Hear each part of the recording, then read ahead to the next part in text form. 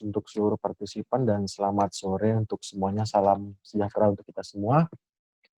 Kami ucapkan terima kasih sebelumnya kepada Bapak, Ibu, dan rekan-rekan sekalian yang telah mendaftar pada Zoom Talk ataupun berpartisipasi dalam Zoom Talk kita kali ini tentang gajah, tata kelola ruang, dan sumber daya, di mana nanti kita akan mendengarkan paparan penyampaian materi oleh Mas Pak Dr. Wisnu Sukmantoro, MSI.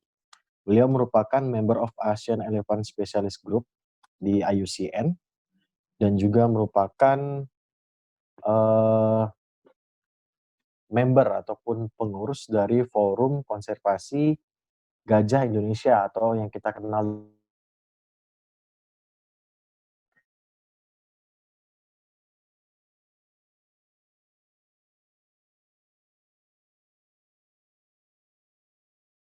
follow up dari Zoom Talk sebelumnya yang berbicara tentang harmonisasi ruang antara gajah dan manusia.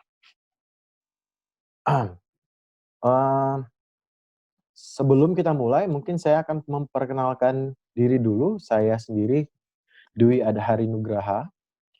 Saat ini beraktivitas juga sebenarnya di lingkup konservasi ya, khususnya mamalia besar, gajah dan harimau di Riau. Namun saat ini karena corona saya lagi di Tanjung Pinang nih, di rumah.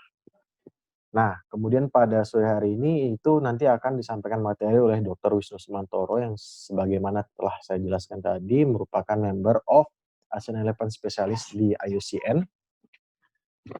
Kemudian juga member dari Forum Konservasi Gajah Indonesia. Beliau merupakan praktisi ya yang sudah cukup lama berada pada lingkungan ataupun pada kerja-kerja konservasi di Riau khususnya, dari Sumatera khususnya, dan juga di Kalimantan ya yang kemudian nanti dilanjutkan oleh materi yang disampaikan oleh Mas Wisnu sekitar mungkin lebih kurang 30 menit. Kemudian nanti akan ada diskusi ataupun sesi tanya jawab ya setelah Mas Wisnu selesai menyampaikan presentasinya yang mungkin waktu 6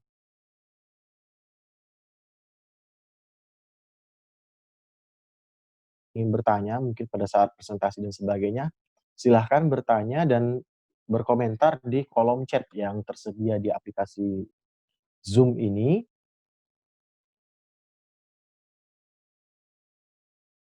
Ya, 3 pertanyaan. Kemudian nanti mungkin juga kita akan coba open mic untuk yang ingin.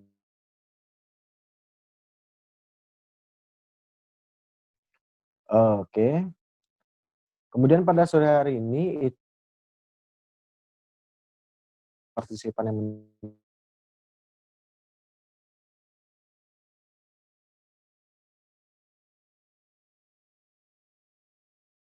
itu dari saya. Nah, kemudian satu rules lagi yang mungkin harus saya sampaikan adalah untuk teman-teman yang baru bergabung agar menonaktifkan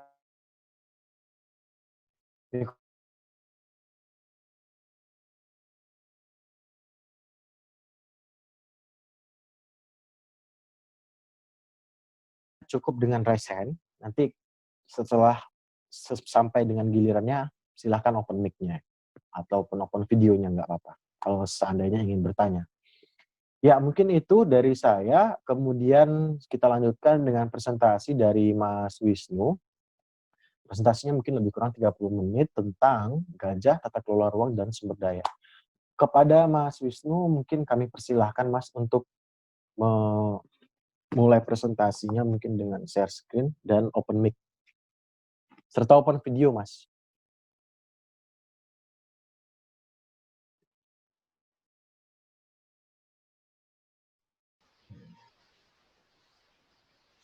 Oke, terima kasih kepada Bapak Ibu sekalian. Saya coba perkenalkan, nama saya Wisnu Sukmantoro. Kebetulan saya memang anggota dari ASN SSC untuk ASN Elephant Specialist Group dan saya anggota ya, belum tidak pengurus untuk Forum Konservasi Gajah, tapi anggota untuk forum. Dan kebetulan materi itu adalah materi yang memang menjadi poin penting lah dalam perkembangan konservasi gajah di Asia, tidak hanya di Indonesia. Dan salam juga perkenalan dengan Bapak Ibu sekalian, ada Prof. Ani juga ikut hadir ya, Prof. Apa kabar, Prof?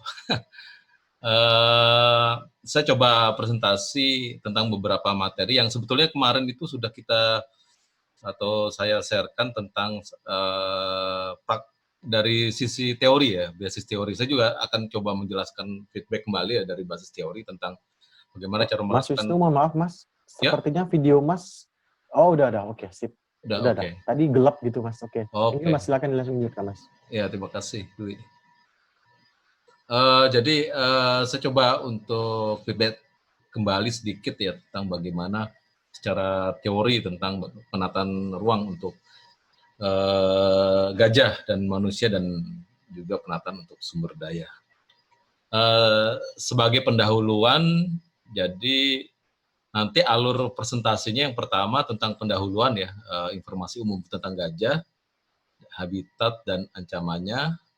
Kemudian yang kedua tentang konsep ruang dan sumber daya. Di sini nanti tentang ruang jelajah gajah. Tentang relung gajah saya akan bahas singkat karena terlalu panjang kalau dibahas terlalu dalam. Terus kemudian tentang konsep Charles Value Theorem.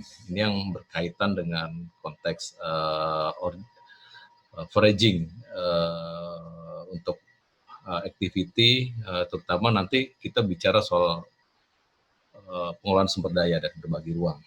Terus kemudian yang ketiga tentang penataan ruang dan bagaimana melakukan penataan ruang dan sumber daya dengan cara menghitung ruang dan sumber daya yang ada di satu lokasi. Tentang preferensi habitat saya akan bahas juga sedikit. Kemudian tentang desain dan penetapan ruang gajah dan manusia ini yang sebetulnya nanti kita akan coba bahas secara lebih mendalam mengenai ini. Karena ini sebetulnya dari sisi teori dan sisi praktikal, saya harapkan dari presentasi itu akan lebih banyak dari sisi praktikalnya. Baru nanti kesimpulan dan rekomendasi. Jadi kalau melihat dari kondisi populasi gajah di Asia, sebetulnya dari hasil meeting IUCN kemarin waktu kami lakukan di Sabah itu sudah membuat beberapa cakupan, terutama penentuan tentang populasi terbaru, kemudian distribusi dari gajah sendiri. Memang kalau dari sisi secara umum, memang ada penurunan ya dari populasi. Memang itu tren dari dulu seperti itu ya. Tapi memang ada beberapa wilayah memang stabil dari populasi gajah Asia sendiri gitu. Cuma kalau di Sumatera memang nanti saya akan perlihatkan bahwa tren itu tetap turun ya, meskipun berbagai upaya yang telah dilakukan oleh kita sebagai orang konservasi, terutama yang bergerak di dalam konservasi gajah, dan juga di tataran apa yang diupayakan oleh pemerintah. Jadi kalau melihat dari kondisi populasi gajah Asia, itu sekitar 48.000 sampai 51.000 individu di dalam wilayah konservasi in situ, kemudian lebih kurang sekitar 15.000 yang di ex situ. Ini data tahun 2019 yang terbaru. Kemudian sebaran gajah Asia ini tersebar di 13 negara, termasuk Indonesia dengan total luas area sekitar 486.800 km persegi. Nah, di Indonesia sendiri tersebar, misalnya di Sumatera itu ada sekitar 22 wilayah jelajah atau kantong gajah di Sumatera, dan di Kalimantan ada sekitar 2 kantong gajah. Dan studi yang terakhir yang dilakukan oleh kami itu ada beberapa populasi yang sifatnya individu atau soliter ya. Nah, ini yang sebetulnya yang menjadi menarik di Kalimantan, bahwa populasi itu ada, hutannya relatif lebih baik untuk saat ini ya di sana, tetapi populasinya sangat kecil. Nah, kemudian tentang habitat gajah Asia sendiri, bahwa sebetulnya paradigma orang melihat dari spesies mamalia besar ini itu di hutan alam gitu. Tapi ternyata kalau untuk gajah Asia sedikit berbeda. Gajah Asia lebih banyak di wilayah-wilayah yang terbuka, di beberapa tempat itu di padang rumput malah, atau di tipe sabana. Kemudian di kita mungkin lebih banyak di hutan sekunder dengan semak belukar atau hutan sekunder muda. Di beberapa tempat juga seperti di Nepal, kemudian daerah-daerah pegunungan Himalaya sampai ke Myanmar itu mendiami di wilayah-wilayah hutan cemara ya, sampai ketinggian 3.000 meter di atas permukaan laut. Ancaman untuk gajah Asia itu relatif sama sampai hari ini. Itu tentang bicara soal konversi lahan, kemudian tentang konflik gajah manusia, perburuan liar, dan persoalan penyakit. Nah, ini tren dari populasi gajah Sumatera di Pulau Sumatera. Jadi trennya itu dari tahun 85 sampai tahun 2019 tren tetap mengalami penurunan, dan kemarin kita waktu kita bikin desain untuk strategi dan rencana aksi konservasi gajah Indonesia meliputi Sumatera dan Kalimantan, itu kita nyatakan populasi gajah di Indonesia sekitar 928 sampai 1379, meskipun ada beberapa kantong gajah yang ternyata populasinya lebih banyak dari yang kita perkirakan. Itu yang belum kita hitung lagi gitu. Nah, bagaimana untuk kedepannya, bahwa kita menginginkan bahwa populasi gajah di Sumatera tentu stable atau meningkat populasi, dan ini menjadi achievement atau target kita ke depan gitu. Meskipun berbagai upaya yang sudah kita lakukan ya, nah ini kita juga perlu flashback kembali gitu, apakah memang sudah tepat gitu, karena tren tetap turun gitu. Nah itu untuk kita menaikkan itu perlu ada suatu intervensi atau suatu kegiatan yang mungkin lebih integrasi ya dari saat ini. Nah ini sebaran gajah yang ada di Sumatera, ini meliputi Aceh, ada kecil populasi yang ada di Sumatera Utara, kemudian di Riau, di Jambi, Bengkulu, Sumatera Selatan, dan Lampung. Nah ini kalau kita lihat dari wilayah jelajah gajah sendiri, sebetulnya kalau dulu membuat kantung-kantung gajah itu besar ya, bahkan bisa mencapai 200.000 hektar. Tapi dalam kondisi yang saat ini dengan habitat yang semakin sempit karena konversi lahan, banyak kantong gajah itu terpecah-pecah gitu, dalam populasi kecil dengan wilayah jelajah yang kecil pula. Gitu. Ini adalah beberapa contoh yang ada di Riau, hasil studi dengan menggunakan GPS Polar tahun 2012 sampai 2015.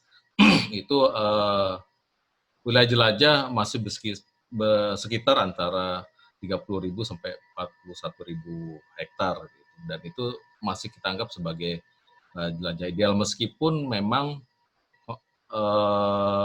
saat ini hampir 190 sampai 100% gajah itu berada di luar kawasan konservasi atau kawasan konservasi yang sudah habis oleh perambahan atau konversi lahan untuk kebun. Nah ini perbandingan antara wilayah home range atau wilayah jelajah gajah di berbagai tempat, baik dari gajah Afrika maupun gajah Asia. Jadi gajah-gajah yang beberapa lokasi itu memang kecil ya untuk wilayah jelajahnya, karena memang dari sisi habitat juga tersedak.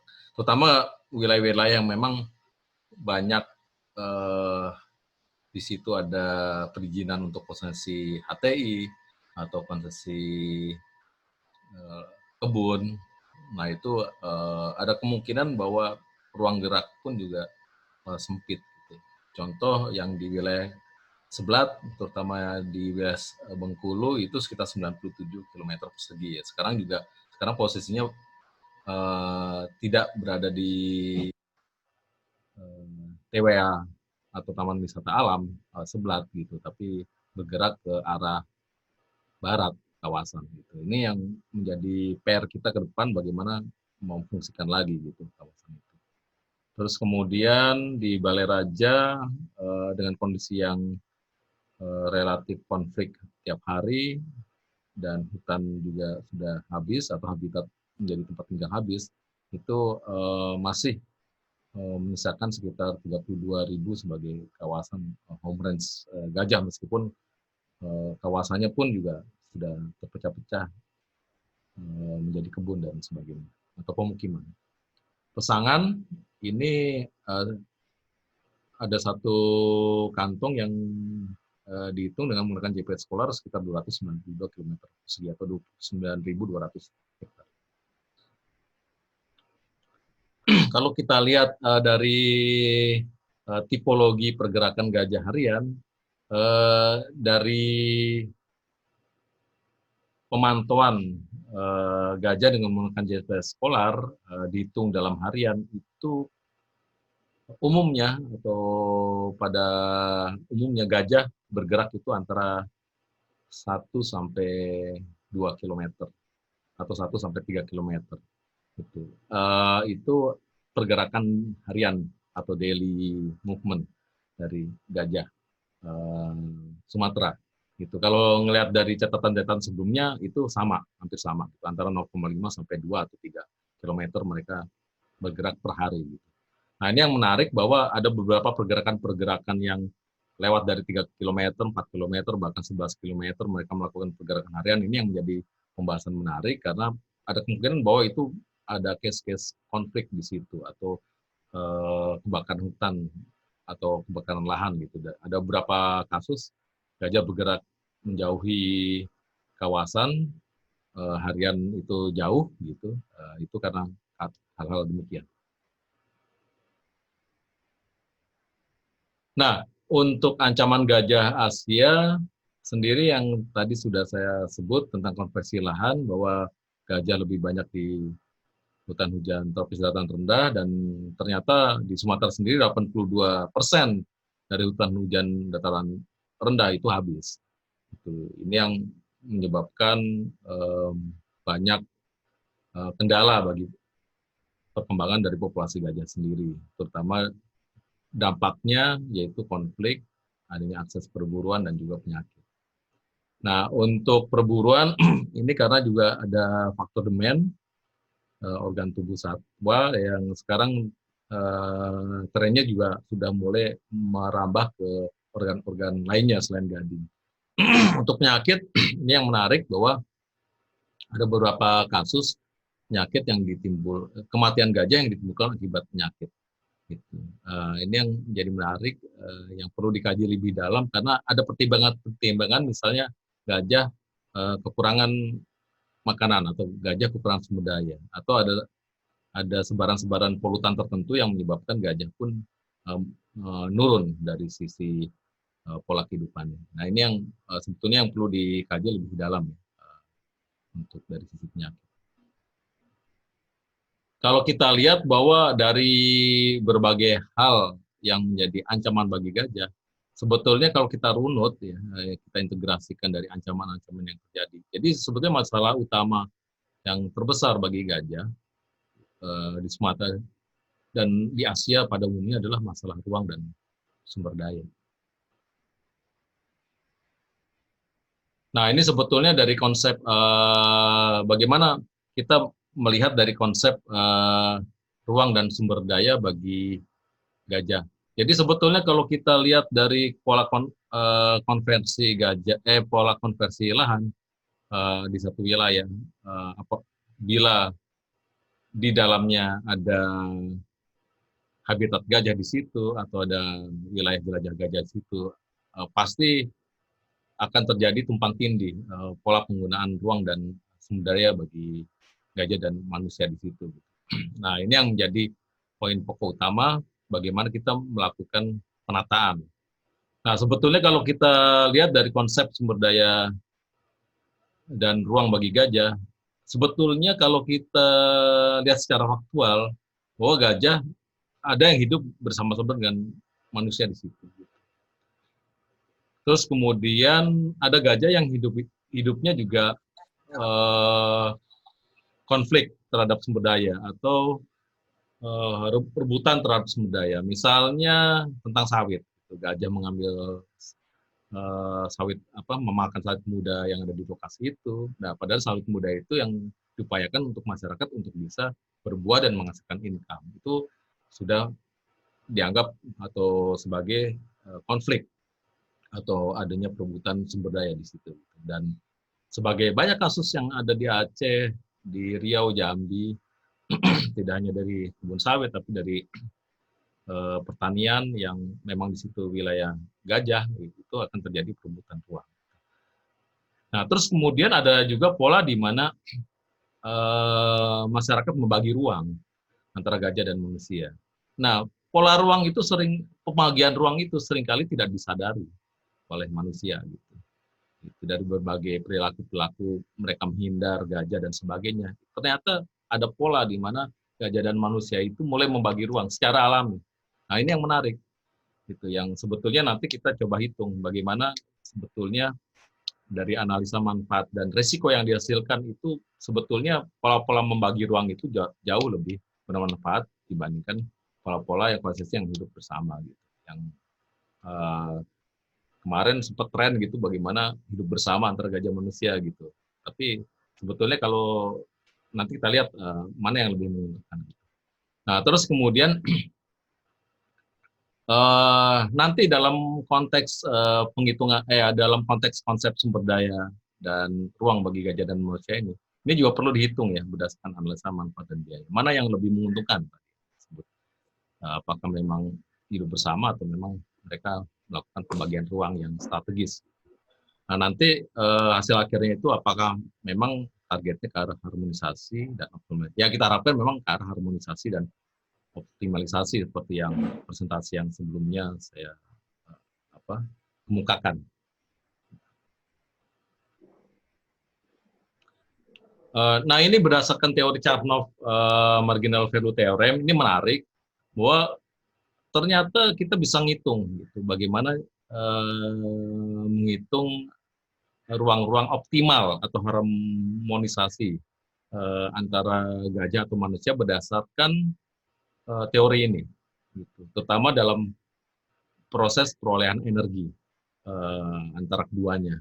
Jadi kalau dalam konteks Charnow marginal value theorem ini adalah bahwa ada ruang-ruang di mana gajah itu bisa memanfaatkan ruang itu semaksimal mungkin. Karena di situ ada sumber daya di situ, ada makanan di situ. Kemudian mereka bisa beraktivitas di situ, dihindari oleh manusia di situ. Tapi ada ruang-ruang di mana mereka menjadi pada saat mereka mengakses ruang dan sumber daya tersebut menjadi faktor resiko, gitu. Karena di situ akan timbul konflik. Ada manusia di situ, ada pemukiman di situ, dan itu yang kita hitung. Nah, kalau ngelihat dari teori ini, sebetulnya dalam pendekatan untuk gajah ada dua hal. Yang pertama itu berdasarkan jumlah dari sumber daya yang ada di lokasi itu, dan yang kedua ada luasan. Itu yang pertama. Terus yang kedua adalah jarak antara satu ruang yang memang memiliki manfaat atau memang menguntungkan bagi gajah dengan ruang yang memang menguntungkan bagi gajah. Itu dari jarak tersebut, terutama jarak pada saat gajah itu berjalan ke lokasi. Nah, itu yang diperhitungkan dari konteks teori ini. Nah, ini yang menarik bahwa gajah itu memiliki pola pergerakan yang berbeda dengan mamalia besar lainnya. Kalau kita lihat, misalnya banteng atau rusa dan sebagainya, itu akan lebih statis mereka melakukan pergerakan apabila mereka menemukan makanan di situ, atau pada saat mereka merumput atau mengambil sumber daya yang ada di situ, mereka akan lebih banyak berada di situ. Tapi kalau gajah itu ada sedikit berbeda karena gajah itu akan selalu bergerak.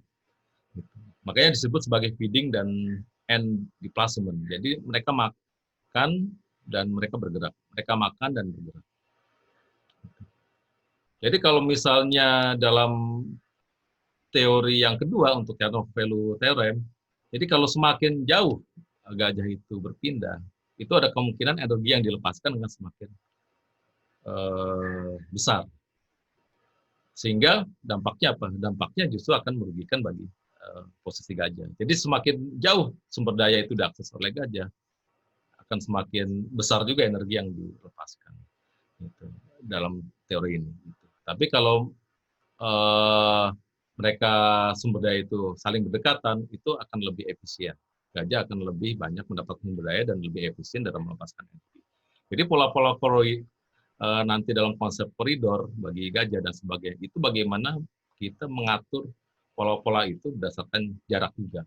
Jarak antara satu habitat ke habitat yang lain. Kalau terlalu jauh, itu nggak akan efisien bagi. Dan juga kita memberikan luas. Nah, ini yang sebetulnya teori yang kedua tentang feeding and displacement.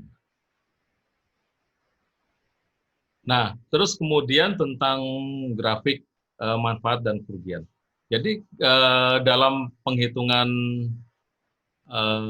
manfaat dan kerugian itu kita perlu menghitung jumlah dari sumber daya.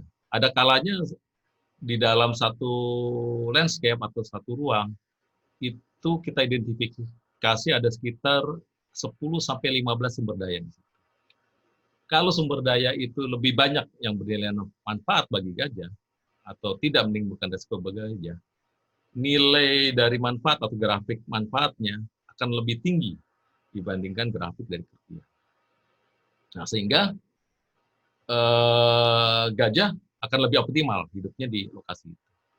Nah, sedangkan apabila gajah mengakses sumber daya yang banyak bernilai risiko dibanding nilai manfaatnya, itu justru akan banyak kerugian yang dihasilkan oleh gajah. Jadi akan semakin tidak optimal posisi gajah. Nah, begitu juga dengan luasan sama. Jadi kalau semakin luas gajah bisa mengakses sumber daya yang bernilai manfaat akan semakin baik atau semakin optimal gajah itu ada di situ. Atau nilai manfaatnya juga akan lebih banyak dan dibandingkan dengan nilai kerugian. Jadi dari grafik ini kita bisa lihat seberapa besar nilai manfaat atau nilai kerugian bagi gajah dalam mengakses ruang dan sumber daya dari situ. Dan nanti kita juga perlu menciptakan sebetulnya nanti bagaimana ruang-ruang itu kita bisa ubah gitu dari sisi penerimaan masyarakat atau dari sisi faktor-faktor yang kita bisa negosiasikan atau mediasi dengan masyarakat untuk mengubah itu dengan masyarakat. Mungkin nanti saya akan coba jelaskan bagaimana caranya. Tapi kira-kira seperti itu ya konsep dari cara value management theorem dalam konteks penataan ruang dan sumber daya. Kita perlu menghitung cost and benefit dari ruang yang ada di situ untuk mendorong optimalisasi gajah manusia. Terus kemudian yang kedua dari sisi kajian, ternyata kalau kita lihat menggunakan metode yang umum, katakanlah kalau misalnya kita melakukan pemetaan home range gitu dengan ArcGIS, katakanlah kita menggunakan MCP ya, minimum convex polygon. Nah, pada saat kita menggunakan MCP atau minimum convex polygon pada wilayah jelajah gajah, kemudian kita komparasi dengan sebaran masyarakat atau manusia yang ada di situ, tentu bisa jadi akan 100% overlap.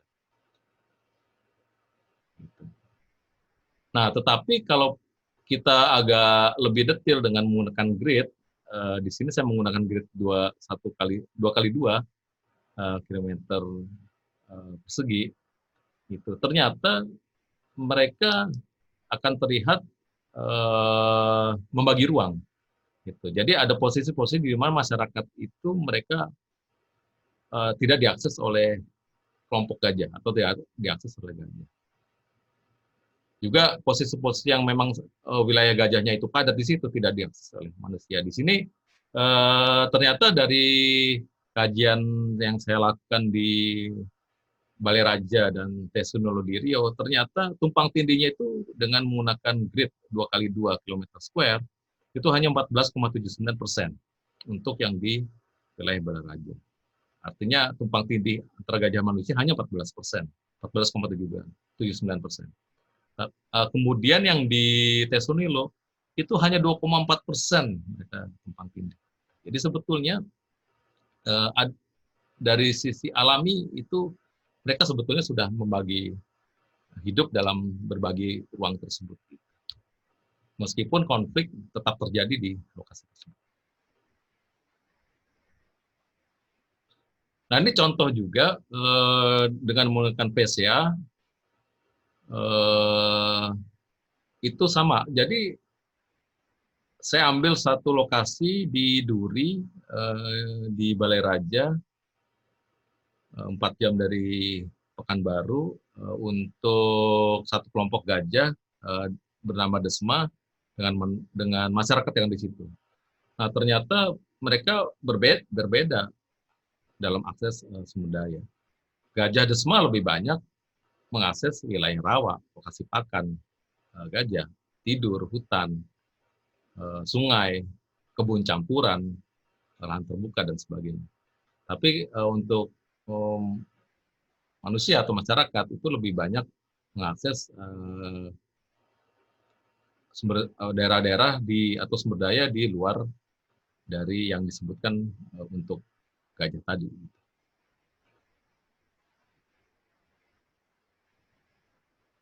Nah, di sini timbul bagaimana cara melakukan penataan ruang dan sumber daya bagi gajah dan manusia. Jadi sebetulnya kalau ngelihat dari fakta di lapangan dan secara teori, jadi sebetulnya yang pertama adalah bagaimana pola tata ruang dan sumber daya itu dibangun di satu lokasi untuk gajah dan manusia. Yang pertama adalah kita perlu memperkuat atau mendorong pola optimal berdasarkan itu tadi penghitungan nilai manfaat dan kerugian bagi gajah, terutama untuk ruang dan sumber daya. Terus kemudian yang kedua adalah kita perlu membuat pola-pola berbagi ruang antara gajah dan manusia. Bukan dalam arti kata kita memang membagi jelas gitu ya dengan menggunakan barrier dan sebagainya. Nanti saya akan coba jelaskan bahwa ternyata barrier itu memang penting dibangun. Baik sekarang kalau di kita yang sudah umum dan sudah banyak dari para konservasi gajah itu pengalaman itu membuat fencing dan membuat parit gajah gitu. Oke gitu, dia ada konsep berbagi ruang situ. Cuma nanti kita lihat bahwa sebetulnya pola-pola pendekatan yang lebih lebih integrasi itu sebetulnya yang agak lebih kuat ya dibanding hanya membangun barrier fisik dan fencing. Tapi meskipun itu juga penting dilakukan. Terus yang kedua adalah mau perkuat juga pola berbagi sumber daya antara gajah dan manusia di situ. Jadi ini sebetulnya dasar-dasar dari pola tata ruang dan sumber daya bagi gajah dan manusia. Nah ini sebetulnya yang kemarin waktu pas di presentasi awal itu kita sudah lihat gitu bahwa atau sudah saya presentasikan dan sudah saya sharing. Mungkin ini bisa ditanyakan lagi karena saya agak lompat ke sini. Tapi kira-kira gini. Jadi yang pertama bahwa ternyata kalau kita melakukan kajian tentang manfaat kerugian yang kita hasilkan itu bahwa nilai optimalnya itu adalah bukan nilai optimal yang faktual gitu. Atau kita anggap sebagai nilai optimal status, bukan faktual. Nah, faktualnya adalah yang pertama itu bahwa ternyata ada alasan-alasan tertentu. Misalnya ternyata gajah itu hanya mengakses di sumber daya satu. Kita udah petakan, katakan ada 10 sumber daya yang ada di lokasi itu. Ternyata pada saat kita kaji dengan kajian habitat, preferensi habitat, hanya 2 atau 3 sumber daya yang mereka akses sebetulnya. Gitu. Meskipun kita petakan nilai jumlah sumber daya yang ternyata bisa diakses oleh gajah banyak gitu. Tapi yang mereka hanya menggunakan 3 sampai 4. Mengapa mereka tidak akses keseluruhan? Karena ada persoalan-persoalan misalnya tentang di situ perlu sumber daya pakan kurang atau mineralnya kurang atau mungkin ada slope di situ dan sebagainya. Itu yang kita perlu lihat dari kondisi faktualnya. Jadi untuk melihat dari pola ruang dan sumber daya dari hal-hal tersebut itu menjadi penting untuk menilai dari kondisi faktual dari konteks itu. Jadi sebetulnya kalau mereka akses lebih banyak ruang sebetulnya kan lebih optimal gitu, untuk teorinya sih. Nah, terus kemudian di sini ada konteks bahwa dari teori itu kemudian kita bagi bahwa memang untuk membangun suatu zonasi atau suatu tata ruang yang sifatnya membagi ruang dan dalam bentuk zonasi itu sangat diperlukan gitu bagi gajah. Ini contoh yang kita bagi di beberapa tempat, terutama yang menjadi case study-nya di Balai Raja. Jadi kita bagi ada intervensi P1 dan P2, ada intervensi P3 dan intervensi P4. Nah, intervensi P1 itu bahwa ada ruang-ruang di mana kita dorong bahwa gajah itu akan lebih banyak beraktivitas di situ, gitu. Baik melalui kegiatan proteksi atau melakukan kegiatan pembinaan habitat, masyarakat menerima kondisi ruang menerima gajah di situ, kemudian mereka menerima juga bahwa ruang itu dipakai oleh gajah. Gitu. Nah itu mereka tingkatkan dari sumber dayanya dengan intervensi habitat atau pembinaan habitat, menanam makanan-makanan bagi gajah yang bisa dimakan oleh gajah secara kontinu atau menggunakan short leg, mineral dan sebagainya ya di situ.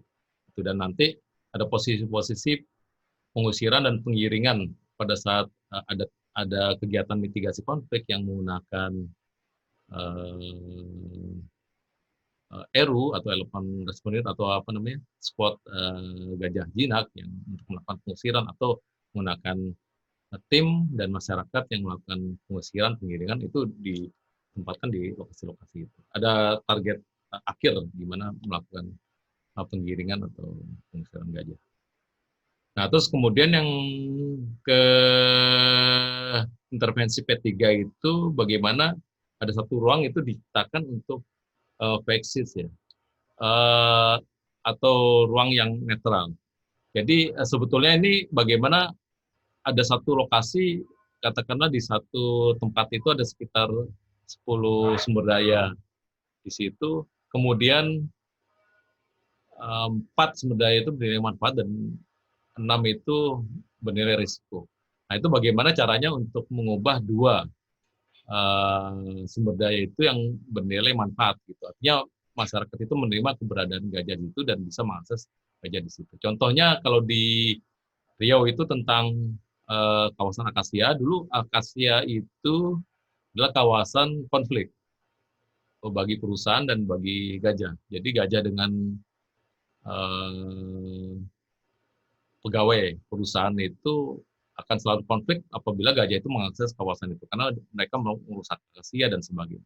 Tapi ternyata pada saat perkembangan lebih lanjut dan gajah itu hanya lebih banyak aktif untuk memakan makanan di sersah yang ada di akasia, tapi tidak banyak merusak akasia di situ. Akhirnya mereka accepted gitu, mereka menerima keberadaan gajah. Nah, dulu kita buat satu sebuah nilai itu ada nilai kerugian bagi gajah karena konflik.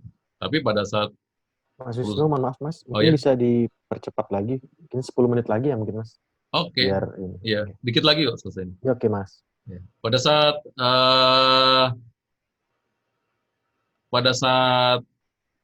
apa perusahaan atau pegawai itu menerima keberadaan gajah situ, berubah ruang itu statusnya menjadi statusnya manfaat bagi gajah. Karena gajah bisa makan di situ, bisa makan di situ. Gitu. Nah itu hal-hal itu, kalau ada perubahan-perubahan, bisa kita melakukan perubahan dari nilai status manfaat kerugian ke manfaat, itu kan lebih meningkatkan nilai optimalisasi. Nah itu yang sebenarnya menjadi target kita dalam konteks ini, terutama yang di intervensi ketiga. Gitu. Ini ada ruang netral di mana gajah dan manusia itu bisa mengakses satu kawasan itu dan mereka netral. Nanti ada pola-pola di mana masyarakat itu melakukan berkebun atau sebagainya, itu bisa jadi mengubah komoditas atau mengubah komoditas atau pola tanam dan clustering tempat tinggal. Nah kalau intervensi P4 ini sebetulnya yang memang tata kelola pemukiman yang memang gajah tidak diupayakan, gajah tidak bisa akses ke lokasi-lokasi. Nah ini yang nanti coba kita bahas atau perdalam kemana. Nah ini kalau dari ruang spasial seperti ini, jadi di sini ada zona pemukiman bagi masyarakat. Nah ini zona umum. Zona umum ini adalah zona di mana masyarakat itu bisa menanam tanaman umum gitu di lokasi itu. Termasuk tanaman-tanaman yang bisa dimakan oleh gajah juga. Tapi yang di dalam wilayah transisional itu wilayah koeksistensi ya, wilayah berbagi sumber daya atau sebut sebagai zona netral tadi. Terus kemudian ini wilayah kawasan yang nanti untuk ruang bagi gajah, lebih banyak gajah itu diupayakan bergerak di lokasi-lokasi. Nah ini perlu ada kegiatan pembinaan habitat, kegiatan-kegiatan intervensi yang sifatnya gajah akan lebih betah di lokasi. Saya hanya jelaskan tentang langkah-langkah dan dalam membangun pola penataan ruang dan sumber daya bagi gajah dan manusia. Di sini ada tentang bagaimana kita melakukan analisa ruang dan sumber daya. Baik kita mengidentifikasi ruang dan sumber daya, juga menghitung manfaat dan risiko yang dihasilkan di lokasi tersebut. Ada kajian prevensi habitat di situ juga. Terus nanti juga kita perlu ada intervensi terhadap pemangku kepentingan.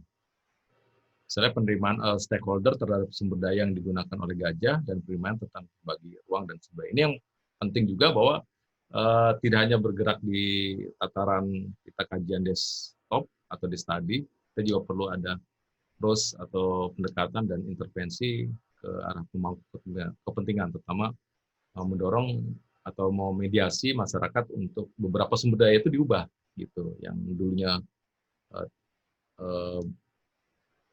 masyarakat di situ ada konflik situ, mereka bisa menerima, gajah bisa hadir di situ. Nah baru kita setelah mereka sudah banyak menerima beberapa sumber daya yang mereka bisa negosiasikan, kemudian baru kita membangun pola penataan ruang partisipatif dan baru implementasi di lapangan. Nah ini contoh yang di Balai Raja, di mana pola ruangnya sendiri sudah dibagi. Ini juga sudah dulu disepakati tahun 2012 ya oleh 2 kecamatan gitu, meskipun dalam perkembangan lebih lanjut ya memang perlu banyak proses yang lebih kuat lagi gitu. Meskipun tahun ini kita dorong untuk yang kegiatan yang di wilayah dekat Chevron gitu untuk tahap awal dalam pembinaan habitat. Nah, yang ruang-ruang warna ungu ini adalah ruang-ruang pembinaan habitat. Nah, terus kemudian yang ruang-ruang di mana masyarakat bisa memanfaatkan kawasan itu yang di KREM ya, zona pengelolaan dan mitigasi konflik di KREM. Ini sebetulnya masih tahap awal ya dalam membangun konsep ini gitu. Ternyata kalau di Balai Raja ada kawasan-kawasan yang ternyata memang dibiarkan masyarakat, gajah itu banyak di situ. Mereka dulu pernah tanam sawit, ada sekitar 10 hektar, ratusan hektar sawit yang mereka tanam tapi hancur oleh gajah, dan mereka biarkan gitu. Jadi kita identifikasi yang peta sebelah kanan ini, yang warna merah ini ada sekitar 3.000 hektar sebetulnya lahan terlantar yang dibiarkan oleh masyarakat karena gajah itu banyak lokasi di situ. Nah, akhirnya negosiasi satu persatu, ada beberapa keluarga yang mereka menerima bahwa lahan itu digunakan untuk gajah. Jadi sebenarnya kalau kita bisa menciptakan pola itu di masyarakat akan lebih bagus. Nanti kita bisa kelola gitu bahwa pergerakan gajah bisa dorong bahwa pergerakan gajah akan banyak di ruang-ruang yang memang masyarakat bisa menerima keberadaan gajah. Nah, ini contoh yang di Das Pesangan sama gitu, di mana di Das Pesangan sendiri di wilayah Aceh gajah banyak masuk di wilayah pemukiman juga gitu. Nah, kemarin kita juga intervensi secara partisipatif. Yang pertama itu mereka memetakan pergerakan gajah yang ada di das tersebut dan memetakan ruang-ruang di mana pemukiman, kemudian di mana untuk kebun pertanian dan untuk pembinaan habitat bagi gajah. Dan ini adalah peta contoh mereka secara partisipatif ya dipandu oleh kita itu sudah membagi ruang gitu, di mana di sini ada ruang pemukiman, kemudian ada zona umum yaitu mereka bisa di warna garis oranye ini mereka bisa nanam jenis tanaman apapun ya, yang juga dimakan oleh gajah. Nah, tapi ada juga zona-zona mereka mengubah pola tanam. Misalnya sekarang mereka tanam jenis rumput apa untuk minyak ya, apa namanya, saya lupa itu. Dan jenis-jenis tanaman yang tidak dimakan oleh gajah, tidak disukai oleh gajah, mereka tanam di lokasi ini. Gitu. Termasuk kemiri ya, difokuskan di wilayah ini. Nah, terus kemudian pembinaan habitatnya itu ternyata masuk di satu perusahaan HPH atau HTI ya yang ada di situ. Itu dan ternyata ada sekitar 700 yang bisa kita kelola untuk pembinaan habitat. Nah, jadi posisi gajah akan diharapkan lebih banyak di ruang-ruang ini dan dia akan sedikit di ruang-ruang yang memang dimanfaatkan oleh masyarakat secara intensif. Ini sama di Aceh juga di Cotpirek ada ruang-ruang di mana mereka bersepakat bahwa untuk wilayah pembinaan habitat ini sebesar ini gitu, meskipun terlalu luas ya, tapi oke gitu. Dan mereka juga ada ruang-ruang di mana mereka fokus untuk agriculture di sini. Dan mereka sepakat untuk membangun fencing di pemukiman. Jadi sebenarnya konsep fencing itu sendiri atau electric fence lebih banyak mengcover di wilayah pemukiman dibandingkan di wilayah kebun.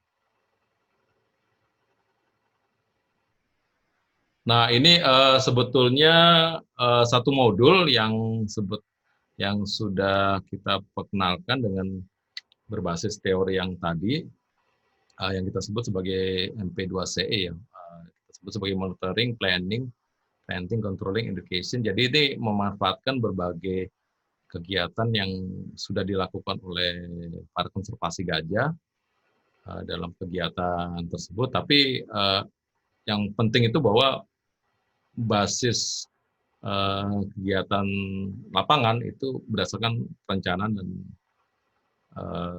penataan ruang dan sumber daya tadi, gitu. Berdasarkan teori atau yang tadi, gitu. Kira-kira seperti itu.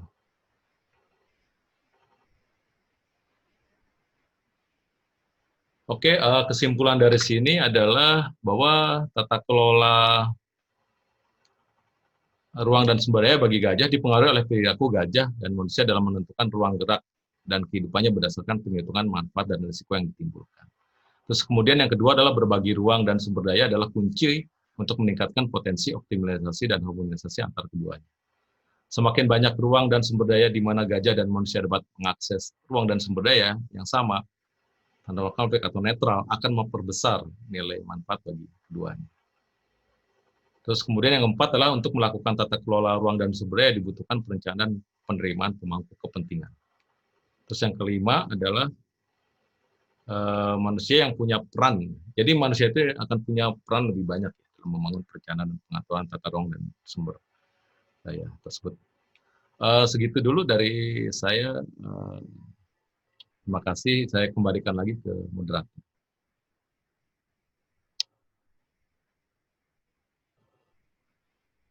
Silakan Dwi. Dengan diskusi ataupun ya diskusi untuk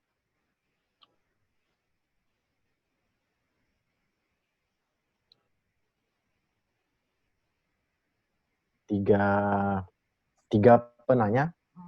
Ini kebetulan sudah ada lebih dari 3 pertanyaan ya untuk Mas Wisnu. Yang pertama itu dari Pak Dudi. Dari Pak Dudi itu tadi menyampaikan bahwa apakah ada data terkait dengan demografi populasi dari gajah Sumatera tersebut, termasuk umur, termasuk kelompok umur dan seks rasio. Kemudian itu dari Pak Dudi ya, Mas Wisnu. Kemudian ada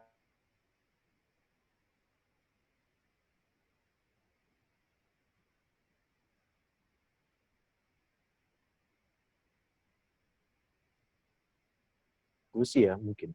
Dari Pak Indra Arinal itu ada beberapa pernyataan bahwa menarik statement Pak Wisnu bahwa hampir seluruh gajah berada di luar kawasan konservasi atau di dalam areal konservasi yang tanda kutip rusak.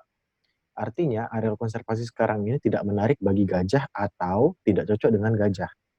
Tidakkah cukup alasan untuk mereview menota pengelolaan kawasan konservasi agar cocok dengan gajah, terutama kawasan konservasi yang diperuntukkan untuk konservasi gajah. Jadi ini lebih membahas tentang habitat ya, ataupun wilayah jelajah gajah yang sebagian besar berada di luar kawasan konservasi ataupun dalam kawasan konservasi yang relatif dalam tanda kutip rusak ya, Mas Wisnu. Halo Mas Wisnu, suara saya bisa kedengeran? Sangat jelas Dwi, jelas.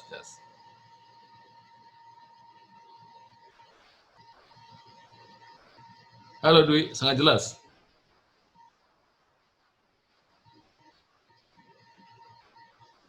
Pertanyaan terakhir di sesi ini ya. Ya. Energi dari gajah itu sama dengan makanan, minuman, plus mineral yang dihitung dari pendekatan penggunaan ruang dari kelompok gajah. Jika kita tambahkan dengan pola perilaku, bagaimana penambahan parameter untuk gajah komunal yang sifatnya yang berjumlah dalam kelompok besar, ditambah dengan dispersal gajah jantan yang tua atau gajah muda yang seringkali keluar dari kelompok besarnya. Ya, begitu Pak Wisnu, ada 3 pertanyaan.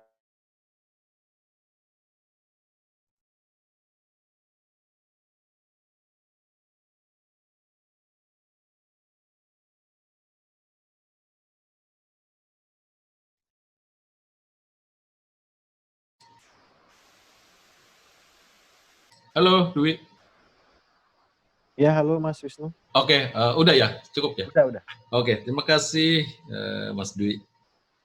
Jadi yang pertama tentang seks umur dan seks rasio ya. Jadi sebetulnya gini, kalau kita lihat dari studi yang sebelumnya, sebetulnya kita sedikit kekurangan ya dalam menghitung seks rasio, umur dan seks rasio gitu.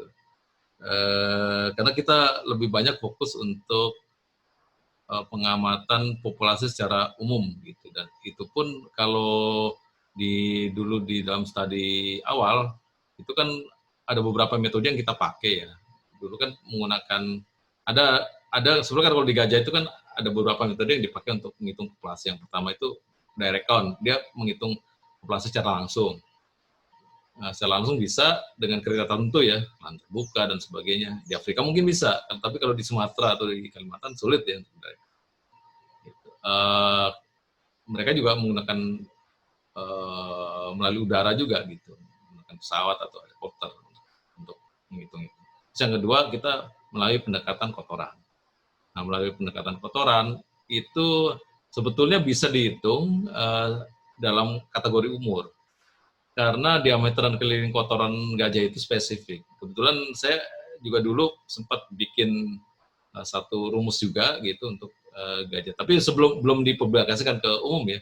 Gitu. Hanya dipakai internal secara internal saja, terutama yang waktu pas kita melakukan kajian untuk DNA itu kan kita uji coba bahwa diameter keliling kotoran gajah itu kita konversi dengan rumus tersebut keluar gitu rasio umur dari gajah itu gitu per individu.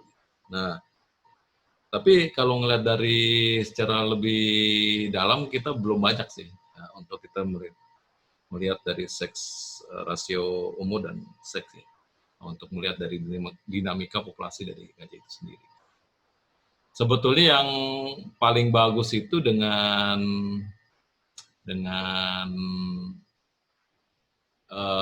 penghitungan rumus diameter keliling kotoran dan DNA. Kalau DNA kita bisa membagi mana jantan dan mana betina dengan pendekatan DNA kotoran gajah, fecal DNA gitu.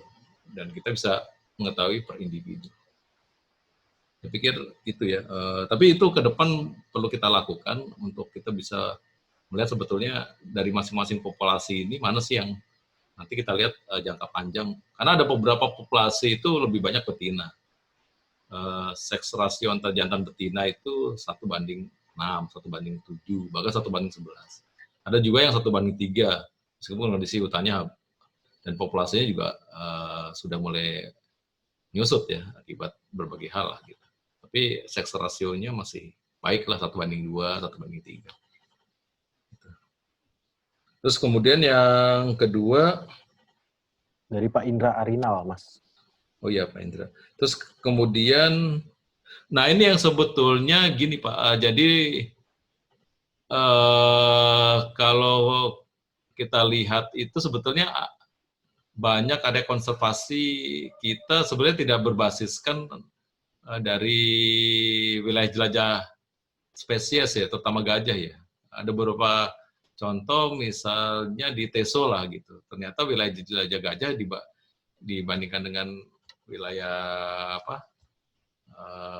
delinasi untuk satu kawasan taman nasional itu memang dari dulunya berbeda gitu. Tapi sebetulnya mereka overlap gitu.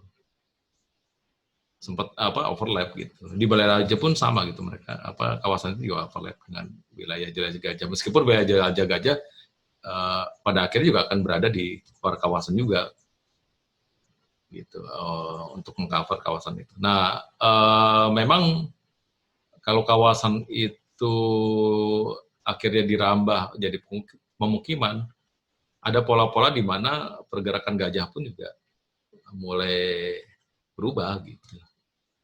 Mereka menghindari kawasan-kawasan yang memang akan menimbulkan konflik. Yang menarik di dalam kajian ini juga ada beberapa fakta di beberapa tempat juga bahwa kelompok-kelompok gajah betina itu akan lebih cenderung menghindari konflik. Gitu. Jadi kalau misalnya di situ ada pembukaan lahan dan sebagainya, mereka akan merubah dari pola jelajahnya. Gitu. Berbeda dengan jantan. Kalau jantan itu mereka tabrak. Gitu. Jadi sebetulnya ada banyak konflik yang disebabkan oleh gajah-gajah jantan atau gajah-gajah soliter. Gitu. Dan itu karena ada pola perilaku di mana gajah jantan dia akan berusaha untuk fight dalam mengakses sumber daya dibandingkan kelompok gajah betina. Nah, alasannya kenapa kelompok gajah betina lebih menghindari konflik karena mereka tanggung jawab terhadap kelompoknya, beda dengan soliter. Itu yang lebih tanggung jawab kepada diri sendiri kan gitu. Tapi kalau kelompok mereka juga akan tanggung jawab terhadap anak-anaknya, terhadap gajah-gajah yang lebih kecil, dan itu lebih cenderung. Nah, itu yang sebetulnya kalau semakin banyak mereka melakukan penghindaran konflik, mereka akan mengecil sendiri dari wilayah jelajahnya gitu, dan sumber daya pun juga akan semakin berkurang, dan itu akan menjadi masalah dalam pola apa perkembangan populasi ke depan. Gitu. Nah itu yang sebetulnya kan itu yang bagaimana sekarang pola-pola itu yang kita ingin mencoba untuk memperbesar lagi gitu dari sumber daya yang mereka akses gitu dari masyarakat yang menerima keberadaan gajah di situ. Terus Artinya Mas, untuk pertanyaan Pak Indra tadi, Pak Indra Ariel, apakah alasan-alasan diantaranya di luar kawasan konservasi dan ataupun dalam kawasan konservasi yang relatif rusak itu tidak menjadi cukup alasan untuk mengelola ulang mungkin ya, mengelola ulang kawasan-kawasan konservasi gajah. Menurut Mas bagaimana Mas? ya, jadi sebetulnya kalau konsep ini kita ngelihat dari realitas, jadi kondisi yang ada sekarang gitu, untuk penataan ke depan gitu. Jadi kalau realitasnya memang kondisinya dalam kondisi yang sudah habis atau terkonversi, nah itu kita mencoba untuk melakukan penataan gitu, secara partisipatif dengan masyarakat yang ada di situ atau stakeholder yang ada di situ. Gitu. Nah itu kan diperlukan beberapa hal yang perlu kita bangun kan. Terutama nanti ada ruang-ruang di mana oh ini untuk gajah, ini nanti banyak untuk gajah, gitu. Ini nanti untuk manusia. Nah nanti bagaimana ruang gajah yang dipakai oleh manusia itu manusia juga bisa relatif cenderung bisa melakukan mitigasi konflik juga gitu. Itu kan perlu diatur juga gitu. Jadi sebetulnya dalam kondisi apapun konsep ini bisa dipakai gitu di berbagai hal gitu. Meskipun memang ya kita harus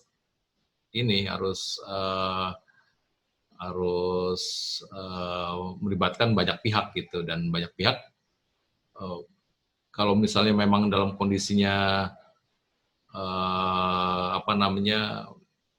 tidak menguntungkan bagi gajah gitu. Nah itu bagaimana kita menciptakan win-win pola menang-menang itu bagi gajah manusia. Kalau itu bisa dilakukan bisa, tapi kalau nggak bisa sulit bagi populasi gajah juga di situ.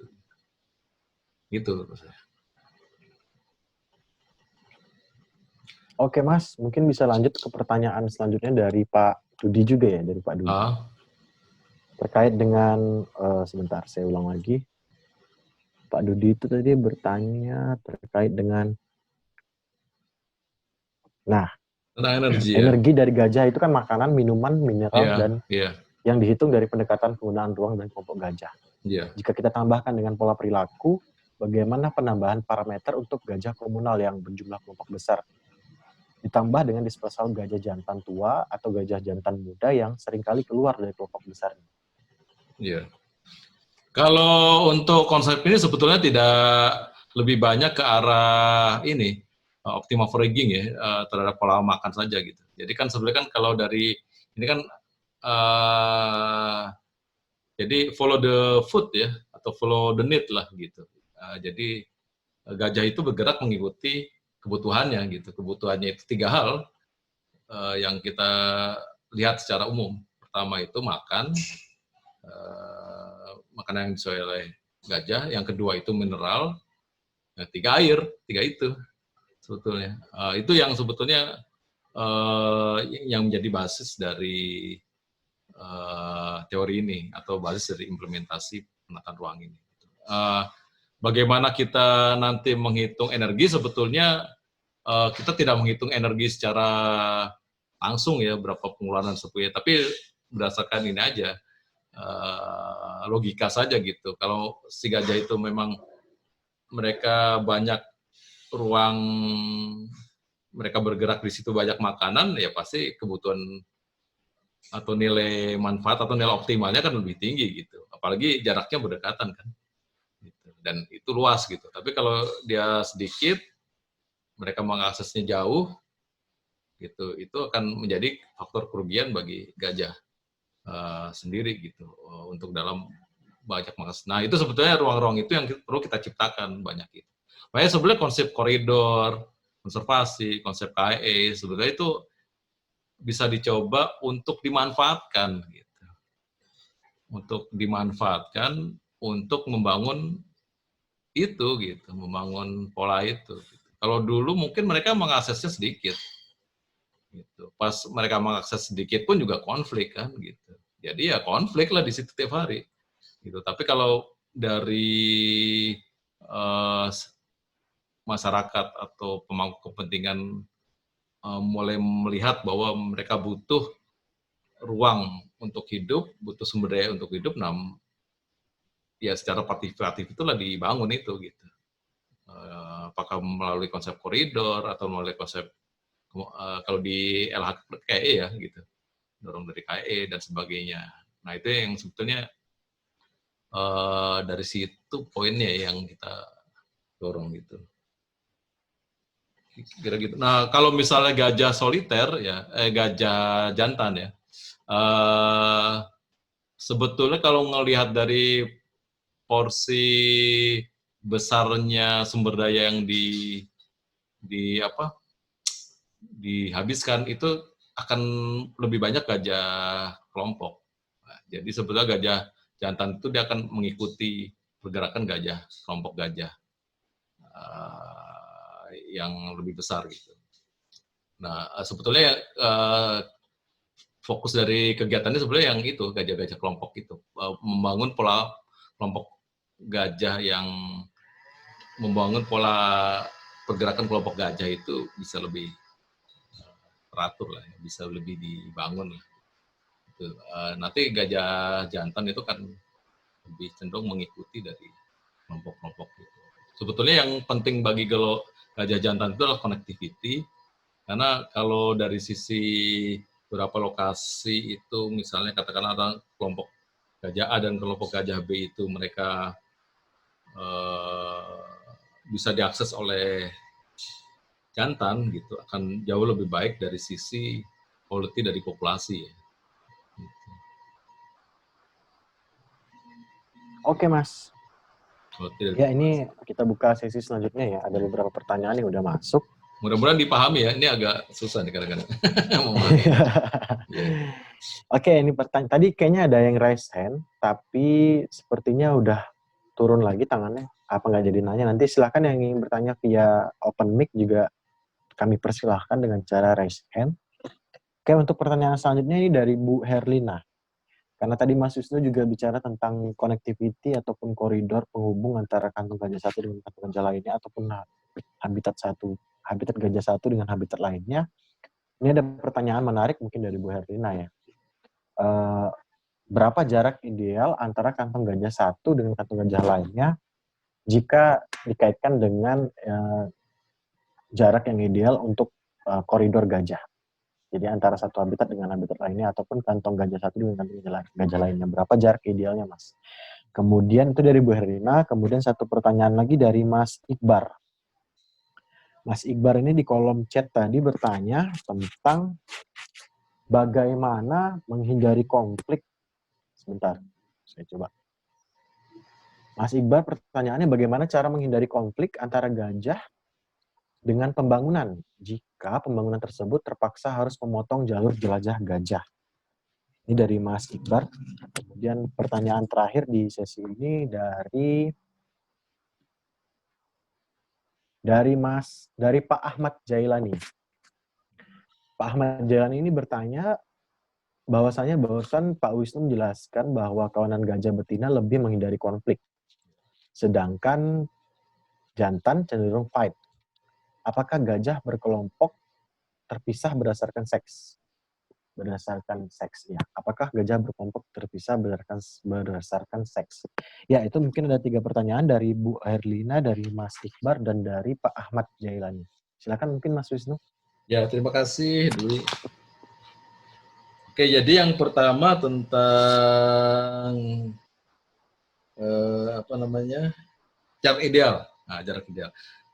Gini, yang tadi yang di dalam presentasi saya di awal itu bahwa pergerakan harian gajah itu antara 1 sampai 3 km. Sebetulnya jarak kita melihat dari jarak ideal gajah dalam mereka bergerak harian itu yang lebih penting gitu. Jadi katakanlah kalau misalnya kita membangun satu koridor berdasarkan jarak antara 1 sampai 3 itu akan jauh lebih baik gitu. Karena kalau kita ngelihat pola gajah Sumatera itu di manapun ya, saya ngelihat juga di Aceh, saya ngelihat juga di Riau, juga di Bengkulu, dari beberapa pemasangan GPS Scholar itu nggak jauh dari jarak seperti. Artinya kan jarak mereka sebetulnya secara natural itu pergerakan hariannya itu jaraknya segitu gitu, paling sampai 3 kilometer. Nah itu yang sebenarnya kita atur gitu. Oh mereka nanti kalau mereka bisa atau dari pola pengaturan itu gajah itu terpola untuk 0 sampai 3 kilometer seperti itu, bahkan dia balik kali ke satu lokasi lagi dalam satu rotasi, itu kan jauh lebih baik. Nah, mengapa mereka bisa bergerak jauh? Karena persoalannya pertama konflik, yang kedua karena kebakaran, karena yang ketiga itu karena kekurangan sumber daya. Gitu. Karena mereka mau nggak mau mereka harus mengakses jarak yang jauh, dan itu mungkin di perhitungan di gajah itu nggak akan efisien bagi gajah. Kalau ngelihat dari pola mereka lebih cenderung bergerak di antara 3 km. Jadi sebenarnya pola-pola itu yang kita atur.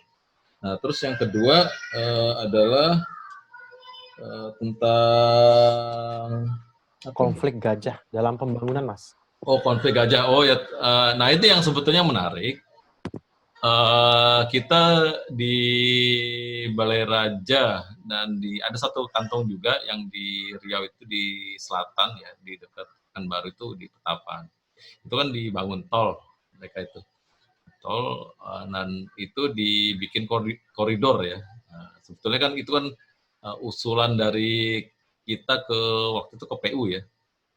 Awalnya dengan BKSD Riau, terus surat dari Forum Konservasi Gajah Indonesia, menyurati PU dan Bupati. Jadi sebetulnya disitulah awalnya di wilayah Balai Raja akan dibikin 3 terowongan untuk koridor gajah ya, penghubung. Gitu. Sebenarnya kan kalau dari konteks pembangunan, ya bagaimana pembangunan itu sendiri yang sebetulnya memiliki desain yang baik bagi kepentingan satwa liar sebetulnya gitu, terutama satwa liar kunci ya. Dan itu sebetulnya kan sudah lama juga kita sound atau kita suarakan ke pemerintah kan gitu untuk memasukkan wilayah jelajah gajah di dalam pola ruang di dalam rencana tata ruang kawasan gitu. Jadi itu yang nanti menjadi basis mereka mengembangkan pola ruang atau pola pembangunan yang berbasiskan lebih aman atau lebih bisa mengadopsi kepentingan gajah yang ada di situ. Gitu. Nah, kalau ngelihat dari desain jalan sendiri, mereka mengadopsi itu karena waktu itu kita share juga data tentang homeless gajah yang di lokasi itu, dan mereka tidak mengakses atau memotong terhadap jalur gajah, tetapi secara connectivity terpotong. Nah itu sebetulnya kita perlu lihat atau perlu kita petakan antara kelompok satu dan kelompok lain. Kalau dibangun jalan atau dibangun dam, kayak di Aceh itu dibangun dam gitu, dan itu terpotong gitu. Nah itu kita harus negosiasi bagaimana membangun connectivity itu, dan titik connectivity itu kita harus pastikan pas gitu, agar mereka bisa bangun di situ secara efisien juga dan dipakai oleh gajah. Gitu. Terutama dari gajah jantan ya. Kalau misalnya memang aksesnya lebih banyak gajah jantan yang melakukan. Sebetulnya kan kita mengurangi inbreeding depression karena kan inbreeding depression itu penurunan kawin antar keluarga ya, kawin di dalam kekerabatan sendiri gitu yang menyebabkan nilai dari DNA-nya itu menurun gitu. Kan nanti akan berbahaya juga bagi populasi ke depan. Nah itu yang kita harus kurangi itu. Nah terus satu lagi saya lupa tuh. Dari Mas Ahmad Jailani, itu terkait dengan pemilihan pengelola pengelompokan gajah berdasarkan kelamin. Oh oke Tadi ya. Mas Wisnu bilang menyampaikan Oke, jadi sebetulnya kalau ini polanya sebetulnya tidak berdasarkan kelamin, tapi berdasarkan eh, kepentingan kepentingan dari gajah itu sendiri. Gajah sebetulnya dari strategi kehidupannya itu untuk urusan eh, reproduksi dan untuk reproduksi ya, untuk menjaga populasi itu sebetulnya lebih banyak berperan di pihak pejantan. Pejantan itu yang lebih banyak soliter atau mensoliterkan diri, kemudian mereka mengakses ke kelompok-kelompok lain dan itu kawin gitu. Nah, sebetulnya itu yang harus dibangun gitu. Kalau kita bicara soal metapopulasi, bukan dalam berarti satu kelompok gajah itu akan koneksi dengan kelompok gajah yang lain gitu. Tapi sebetulnya yang lebih banyak peran adalah jantan yang koneksi itu. Kalau kelompok gajah satu dengan kelompok yang lain biarkan saja. Mereka terpisah hidupnya nggak apa-apa. Tapi kalau jantan mereka bisa koneksi antara kelompok satu dan kelompok yang lain, ya itu kan jauh lebih baik. Gitu. Itu akan sebetulnya menjaga ring dari kestabilan dan nilai dan kita bicara soal populasi jangka panjang seperti itu. Gitu. Nah, persoalannya adalah gajah jantan itu sering diburu. Nah, itu yang menjadi kendala sampai saat ini. Nah, itu ya bagaimana kita juga perlu melakukan proteksi gajah jantan juga sebetulnya dari persoalan-persoalan itu gitu. Karena kalau mereka dibunuh atau mereka hilang di dalam kelompok tersebut, ya kans mereka gajah kelompok gajah itu melakukan breeding akan sulit. Mungkin digantikan oleh gajah jantan yang muda yang ada di kelompok itu ya gitu ya. Tapi itu kan perlu proses ya, waktu. Tapi itu tadi pasti akan terjadi kendala. Gitu.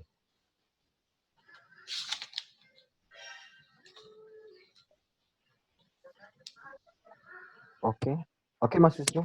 Udah ada 2 sesi ya kita buka. Mungkin kita silahkan nih untuk teman-teman yang ingin bertanya langsung. Ya, ini dari Pak Ahmad Jailani. Ya, mungkin kita bisa buka pertanyaan yang open mic ya. Silahkan Pak Ahmad Jailani di-unmute sendiri ya, karena pengaturannya udah kita ubah untuk bisa unmute sendiri. Silakan Pak Ahmad Jailani yang raise hand untuk bertanya via mikrofon untuk unmute sendiri. Pak Ahmad Jailani.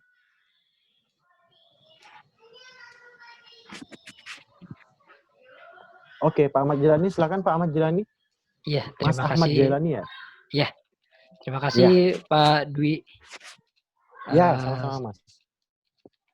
Selamat sore Pak Wisnu. Selamat sore Pak. Kebetulan saya juga pegiat konservasi lah, hanya saja sebelumnya saya spesifiknya di burung gitu. Untuk saat ini saya memang berkecimpung di bidang konsultan terutama lingkungan mengenai tata ruang. Jadi isu ini sangat cocok sekali dengan kami.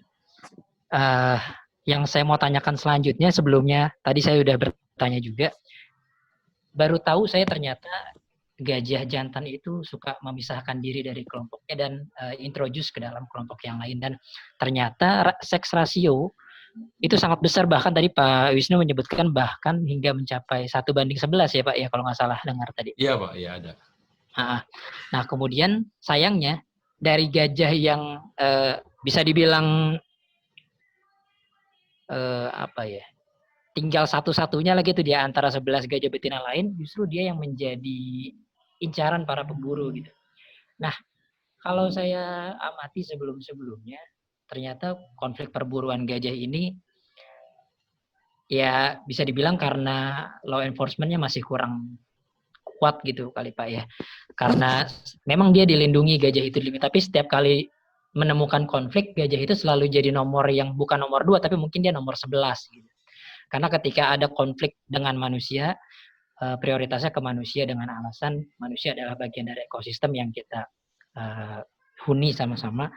Tapi kemudian tidak ada hak yang kita berikan terhadap gajah-gajah atau satwa-satwa yang dilindungi, padahal dalam undang-undang mereka sudah termaktub gitu. Nah, gimana caranya supaya kita bisa mempertahankan atau kita bisa memperkecil rasio dari 1:11 ini bisa menjadi 1:3 atau 1:5 lah gitu, supaya tidak terlalu fatal akibatnya jika perburuan ini terus terjadi, atau bagaimana caranya kita mengakali supaya perburuan ini, ya kalau saya sih mikirnya kalau seandainya perburuan terus terjadi berarti law enforcement, berarti penekanan terhadap sanksi itu mungkin harus dipertegas kembali. Namun gimana caranya kita sebagai konservasi, sebagai orang-orang yang berkecimpung di dalamnya tuh mengakali hal ini, supaya tadi juga dari awal sudah disebutkan bahwa tren di Sumatera ini terus menurun. Nah, supaya itu tidak terus menurun gitu. Nah, kita ngakalin dari seks rasionya gimana caranya nih Pak? Mungkin sudah ada kajian sebelumnya. Terus pertanyaan saya selanjutnya tadi sudah disampaikan, menghitung nilai optimal antara ruang yang dimanfaatkan dengan ruang yang dimanfaatkan gajah dengan ruang yang dimanfaatkan manusia. Mungkin bisa diperjelas kembali Pak cara penghitungnya, supaya kita juga nanti dalam praktik-praktiknya bisa langsung eksekusi gitu. Terima kasih banyak Pak. Terima kasih Pak. Oke, terima kasih Mas Ahmad Jalani. Mungkin langsung bisa dijawab ya Mas Wisnu. Ya, yang pertama terkait dengan mengakali ya, mengecilkan potensi konflik dan perburuan. Kemudian yang kedua adalah tentang penghitungan bagaimana ruang antara gajah dan manusia itu bisa lebih ideal. Silakan Mas Wisnu. Ya, terima kasih Dwi. Jadi yang pertama itu sebetulnya kalau untuk mengurangi dari tingkat ancaman, terutama dari perburuan dan terutama yang menyasar pada gajah jantan ya, yang dilakukan itu yang sampai tahap kita sekarang itu adalah tentang monitoring yang intensif. Jadi monitoring yang intensif itu penting untuk memastikan dari gajah atau kelompok gajah itu aman di lokasi itu. Dan sebetulnya ini sudah dipraktekkan cukup lama juga oleh teman-teman di penggiat konservasi gajah di pemerintah maupun di NGO, dan juga ada juga dari pihak perusahaan ya dalam mengembangkan strategi itu. Gitu. Kalau basis pengalaman saya, Pak, jadi sampai hari ini saya masih ada tim dengan kerjasama dengan BKSDA Riau. Itu satu tim itu 2 orang. Itu mengcover sekitar 15-20 ribu hektar untuk melakukan pendampingan ya, atau istilahnya memantau ya, melakukan monitoring intensif keberadaan populasi gajah yang ada di situ, termasuk gajah jantan, untuk mengurangi dari tingkat perburuan, dan juga mereka punya pengalaman atau basis pengetahuan untuk membantu masyarakat dalam melakukan mitigasi konflik. Minimal ada strategi early warning system yang dibangun di situ. Mereka bisa memberitahu masyarakat sebelum gajah itu masuk ke perkampungan. Nah, itu yang bisa dibangun dari sisi early warning system, di mana masyarakat dan tim itu sudah ready sebelum gajah itu masuk. Itu mereka sudah melakukan pengusiran penggiringan. Nah, terus kalau untuk perburuan sebetulnya kan kerjasama antara berbagai konsesi dan kawasan konservasi akan menjadi penting, di mana kalau kawasan konservasi punya tim monitoring atau tim patroli di situ, konsesi juga punya tim, mereka bisa kerjasama dalam menjaga kawasan dan juga memblokade daerah-daerah yang memang penting bagi satwa liar, terutama gajah. Nah, itu mereka bisa mengurangi dari dampak perburuan. Karena banyak sekali pemburu-pemburu itu masuk melalui pintu-pintu itu, dan kalau tidak dijaga ya itu akibatnya jadi perburuan ada di lokasi. Nah, itu yang sebetulnya langkah itu yang sampai saat ini kita anggap paling tepat itu untuk dilakukan.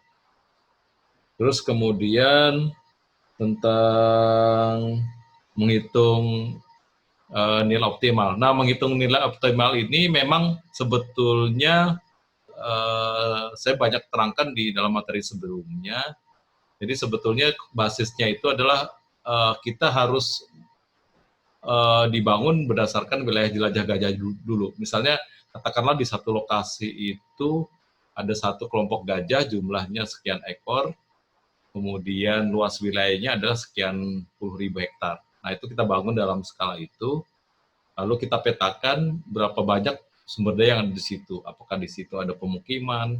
Kita anggap pemukiman sumber daya lah. Di situ ada industri, di situ ada tutupannya itu ada hutan juga, ada semak, ada tipe rumput, kemudian ada hutan sekunder muda dan sebagainya. Semakin banyak kita memetakan atau mengidentifikasi sumber daya itu akan semakin baik. Nah itu kemudian kita coba kaji Pak, kita analisis dulu gitu. Kita bikin checklist, kita bisa share kuesioner ke masyarakat. Nah ini kita lihat, kita bisa tanyakan, ini apabila gajah itu masuk sini, Bapak ada kebun nggak di daerah ini? Kalau misalnya mereka ada dan mereka nggak terganggu itu dan mereka terjadi konflik di situ, nah itu kita bisa petakan bahwa sumber daya atau lahan yang ada di situ adalah punya potensi konflik atau kita masuk dalam status kerugian atau sebagai resiko yang dihasilkan apabila gajah mengatasi. Tapi kalau misalnya ada satu kawasan nggak dipakai oleh masyarakat, gajah banyak di situ, bisa makan di situ, nah itu kita masukkan sebagai statusnya yang dinilai manfaat bagi gajah. Nah itu kita identifikasi satu-satu Pak, gitu. Secara partisipatif dengan masyarakat, bisa kuesioner, bisa tanya langsung dan sebagainya. Nah, nanti kita petakan, oh mana yang paling banyak,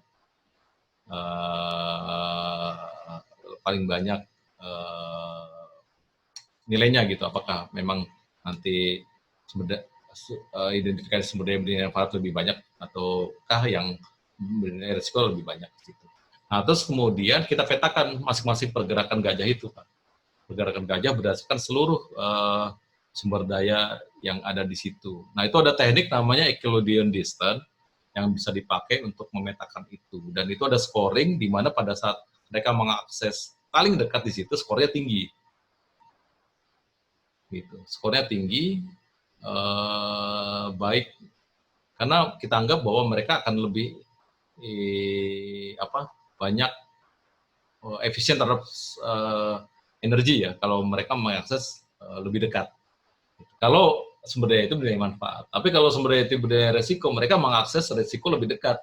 Itu juga kita anggap skornya tinggi. Nanti kita masukkan di dalam penilaian manfaat, penilaian terhadap kerugian. Nah itu nanti kita komparasi, kita jumlahkan semua sumber daya dan sumber pergerakan gajah di situ dan nilai sumber daya yang ada di situ, kita kompilasi antara nilai manfaat sama nilai kerugian. Kalau misalnya nilai manfaatnya lebih tinggi, ya mereka akan cenderung lebih optimal mereka. Nah, kalau misalnya mereka nilainya itu lebih banyak kerugiannya, nah itu kecenderungan landscape atau kawasan di situ bernilai kerugian bagi gajah itu. Nah, bagaimana strategi untuk membalikan itu? Nah, itu artinya baru kita masuk ke tahap proses mediasi dan negosiasi dengan stakeholder yang ada di kawasan itu gitu.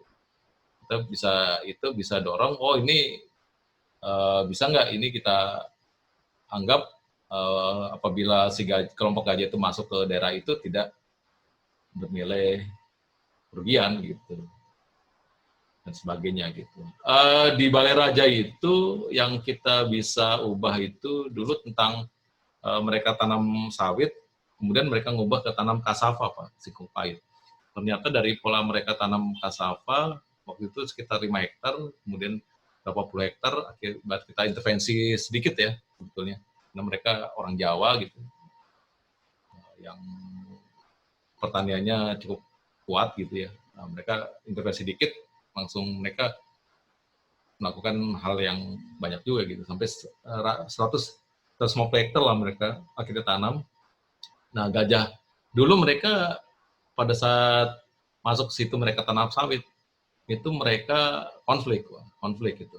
Di situ konflik tinggi. Tapi pada saat mereka tanam kasava, singkong yang pahit ya, bitter kasava, dan gajah tidak makan di situ, meskipun ya mereka masuk mematahkan lah rantai di situ, tapi tidak merusak ya, tidak mengambil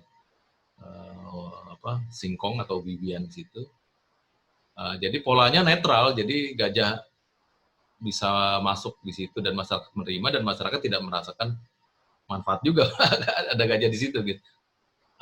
Tapi juga tidak merasakan rugi gitu, netral gitu sifatnya. Nah itu keuntungan juga bagi gajah, keuntungan bagi masyarakat kan gitu. Nah itu yang pola-pola itu yang sebetulnya yang kita bangun. Nah kita harapkan di banyak tempat juga bisa dibangun pola-pola seperti itu ya. Gitu. Jadi akan lebih menurunkan dari tensi konflik gitu. Apabila masyarakat melakukan pola perubahan komoditas. Gitu. Kalau yang di Aceh tadi itu salah satunya itu serewangi. Serewangi itu tidak dimakan oleh gajah. Mereka bisa tanam di situ sebagai barrier. Nanti sebagai zona transisi ya, zona mereka bisa hidup berampingan lah gitu dengan gajah tanpa mereka merasa dirugikan oleh keberadaan gajah, atau dengan kemiri, jeruk dan sebagainya, tanaman-tanaman yang tidak disukai gajah gitu. Nah itu yang nanti dari situ kita bisa lihat nilai optimalnya dari seperti itu. Itu kira-kira Pak. Kalau untuk detailnya mungkin Japri lah. Ya, sepertinya ini kita ada di penghujung. Oke, sepertinya kita udah di penghujung acara. Mungkin kita buka satu sesi ya, karena ada beberapa pertanyaan yang mungkin akan kita jawab di sesi terakhir ini sebelum kita closing. Nah, ini sebenarnya ada satu pernyataan nih dari Pak Dudi Nugroho. Mungkin ini Mas Wisnu nanti bisa respon ya. Pak Wisnu, ini kata Pak Dudi Nugroho, ini menurut saya menjadi potensi yang baik untuk membuat satu panduan teknis dengan KKH dan tata kelola dan energi ini. Ini sudah ada belum ya Mas? Panduan teknis ini sepertinya memang belum ada ya, dan Pak Dudi tadi menyampaikan bahwa ini jadi potensi yang baik untuk mendorong agar ada buku ataupun satu panduan teknis terkait dengan KE Koridor Gajah. Kemudian ini ada pertanyaan dari Mas Adnun Salampesi. Musim kawin gajah kan kira-kira bulan apa dan sampai berapa bulan ya Pak Wisnu? Dan contoh, misalnya di satu lokasi dengan luas yang 8.300 hektar, itu ada sekitar 46 individu gajah. Nah, wilayah ini itu merupakan wilayah yang terdiri dari hijauan pakan alami gajah. Nah, kira-kira secara normal, kawanan gajah tersebut akan berapa lama bertahan di satu areal dengan pakan alami yang melimpah ya Pak? Ini mungkin kaitannya ke habitat viable ya Mas ya, mungkin yang disampaikan oleh Mas Adnun. Nah, dengan luas 8.300 hektar yang dominasi diisi oleh hijauan pakan alami dan 46 individu gajah, kira-kira secara normal kawanan gajah tersebut akan bertahan berapa lama? Kemudian ini pertanyaan terakhir, home range kelompok gajah biasanya luas berapa tadi? Skala 1.000 sampai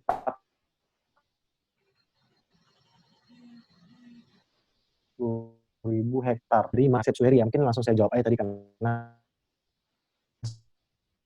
saya kebetulan teringat. Perkembangbiakan tingkah laku gajah jantan. Kira-kira umur berapa dia akan mulai mengasingkan diri dari kelompoknya? Ini mungkin lebih ke behavior ya Mas Wisnu.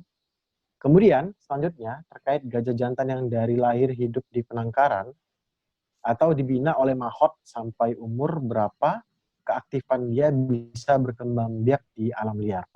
Oke, di sesi ini kita ada 4 pertanyaan sebenarnya, tapi tadi ada satu pertanyaan yang langsung saya jawab ya, home range itu sekitar 30 sampai 40.000 hektar yang saya ingat tadi. Nah, ada 3 pertanyaan, ada 2 pertanyaan sebenarnya karena satu lagi pernyataan dari Mas Adnun dan Mas Eki. Silakan Pak Wisnu. Ya, terima kasih Pak. Terima kasih Dwi. Ini dari Pak Dudi ya berarti ya. Jadi sebenarnya belum ada Pak. Ini kan masih dalam tahap konsep Pak. Jadi sebetulnya basisnya itu dulu dari hasil evaluasi yang kita sebut namanya SAFE, Pak. SAFE Assessment. Kita coba melakukan SAFE Assessment namanya itu. Salah satu yang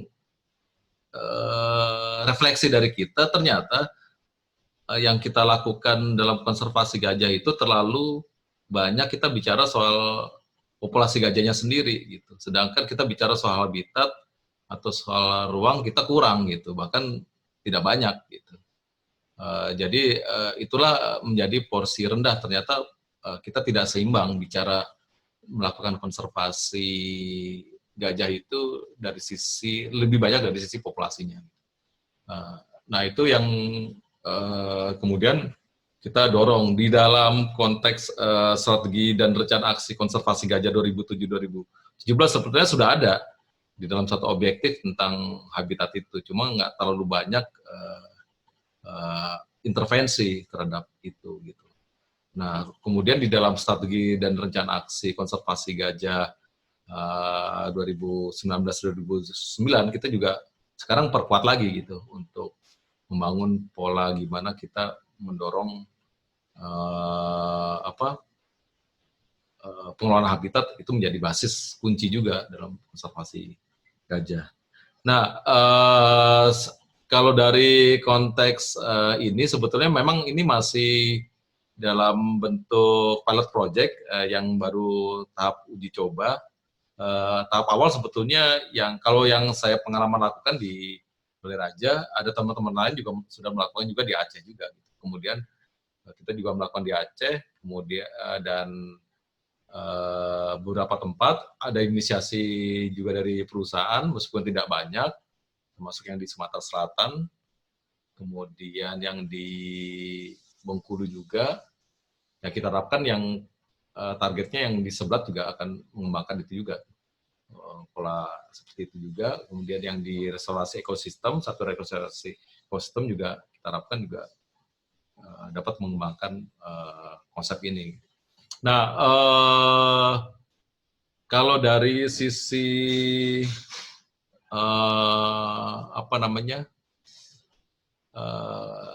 KE sendiri sebetulnya ini kita harapkan bisa menjadi panduan teknis karena waktu kita bicara soal P48 untuk mitigasi konflik satwa liar itu tidak banyak membahas tentang habitat ini. Lebih banyak menggunakan teknik-teknik fisik ya, barrier fisik atau teknik-teknik dalam melakukan mitigasi. Tapi untuk strategi tata ruang dan pembinaan habitat tidak banyak. Nah ini menjadi peluang untuk ke depan untuk kita bahas tentang ini dan saya sih bersedia aja Pak untuk membangun ini itu di tingkat LHK. Nah ini terus kemudian yang pertanyaan dari Mas Adnun, ya. Ini di PT Ken saya hafal ini PT Ken. Nah PT Ken ini menjadi menarik karena kawasannya sebetulnya kalau dilihat dari sumber dayanya kurang gitu, sedikit sumber daya dan dalam masa-masa tertentu dia naik pasang surut ya karena itu kan resam ya gitu berair gitu dan sebetulnya tidak nyaman bagi gajah sebetulnya ya gitu. Cuma dalam perkembangan ke depan sebetulnya kan kalau kita dorong untuk pengelolaan habitat yang lebih efisien dan lebih efektif itu akan sangat potensi untuk dikembangkan terutama dari sekitar 46 ekor gajah yang masih ada di situ dan kadang-kadang suka masuk ke pemukiman pada saat mereka panen padi kan di lokasi itu gitu. Biasanya di bulan sekitar Januari ya, Februari ya kalau nggak salah ya. Kan banyak konflik yang masuk ke. Nah, sebetulnya kan kalau kita bangun pembinaan habitat di lokasi itu karena lokasi itu adalah konsesi satu perusahaan cukup besar. Kalau kita hitung semuanya sekitar 600.000 hektar, di situ sudah ada HCV dan HCS, sudah ada konsep koridornya. Nah itu yang sebetulnya rencana awal kalau dipasang menggunakan GPS Scholar itu sangat jauh lebih bagus. Jadi kita bisa memantau secara lebih detail pergerakan gajah di situ, terutama kelompok gajah yang ada di situ. Nah, nanti kita petakan wilayah-wilayah tempat konsentrasi gajah situ, kita kaji habitatnya di situ juga. Terus kemudian kita bikin, waktu itu kita sebut tempat-tempat kumpul gajah ya, atau sebagai elephant refuges lah, tempat-tempat kumpul gajah, termasuk juga yang di situ ada padang sugian kan, gitu. Jadi wilayah-wilayah yang nanti memang untuk gajah lebih banyak di lokasi itu, gitu. Dan sebetulnya itu sudah diinisiasi oleh teman-teman di Sinarmas kan. Gitu. Nah, PTKN sendiri sebenarnya salah satu tempat yang bisa dibangun untuk pembinaan habitat. Cuma pola pembangunan itu kayaknya perlu banyak intervensi, bisa memanfaatkan kanal-kanal yang ada di lokasi itu untuk pembinaan habitat, atau membuat pembinaan habitat di dalam konsesi itu. Dan mengurangi dari tingkat itu ya, naik turun, apakah memang itu sedikit ditimbun, ada bukit-bukit yang nanti untuk pembinaan habitat, pasang mineral salt lick di situ, gajah banyak di situ, pada saat tertentu. Nah, itu kan jadi menarik bagi PT Ken, bagi Ken untuk resolusi ekosistem di situ. Terus Terakhir mungkin Pak, dari Mas Eki. Mas Eki yang tentang Gajah jantan berpisah dari kelompoknya itu umur berapa, kemudian bagaimana dengan gajah jantan yang berada di lokasi-lokasi pusat latihan gajah ataupun penangkaran atau mungkin kebun binatang yang ex itu.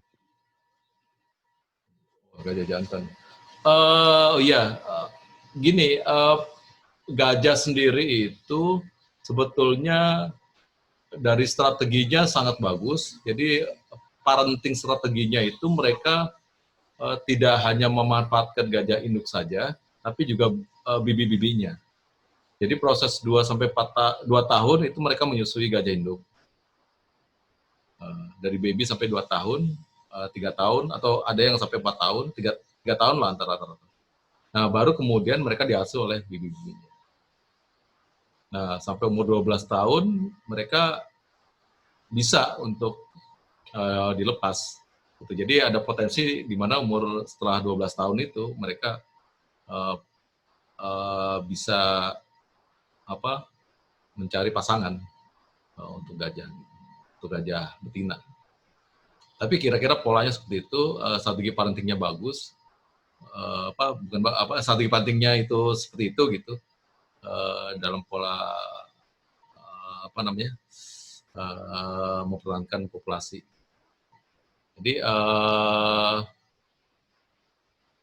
kalau melihat dari beberapa kasus yang ada di Sumatera, terutama misalnya ada 1-2 case ya untuk yang di Riau dan di Jambi, itu memang banyak sekali gajah-gajah yang memang masa akil balik itu mereka mencari wilayah jelajah sendiri ya, gitu. Mereka bisa melambung, pergerakannya itu bahkan berjalan itu sampai 40 km dari lokasi asal.